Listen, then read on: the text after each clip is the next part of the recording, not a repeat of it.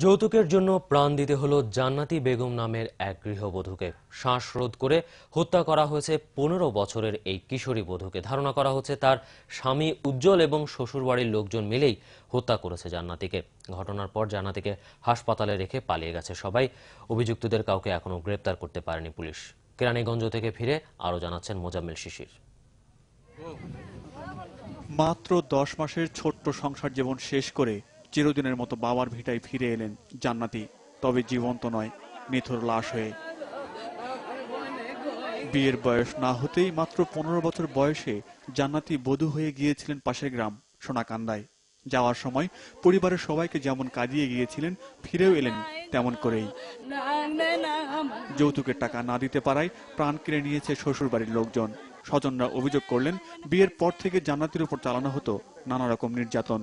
ইটালিতে যাওয়ার জন্য টাকা দরকার 10 লাখ, বলতেছে যে এই 10 লাখ টাকা আমাদের বহন করতে, এমনকি আমাদের পক্ষ থেকে ওনারে বাইরে পাঠাইতে হইব। এই নিয়ে শ্বশুর, শাশুড়ি, ননদ, দেবর আর ননদের জামাই প্রায় সময় ওরা টর্চার করতো। ননদ মারতো, দেবর মারতো, সবাই ওরা করতো। স্বজনরা বললেন, বিয়ের সময় কোনো যৌতুক চায়নি ঘাতক স্বামী উজ্জ্বলের পরিবার। তারপরও ঘরের প্রয়োজনীয় সবকিছু দেওয়া হয়েছিল তাকে। তাতে ঘর ভরে গেলেও মন ভরেনি পাষাণ স্বামীর। অবশেষে চিরদিনের জন্য বিদায় করে দিয়েছে জান্নাতিকে। মেডিকেলে আমাকে দেখা জামাই চলে গেছে গা, যাবার মাও চলে গেছে গা। অলরেডি যারা ছিল 2-1 এরা সব পলাই গেছে। কোনো যৌতুকের কথা ছিল না।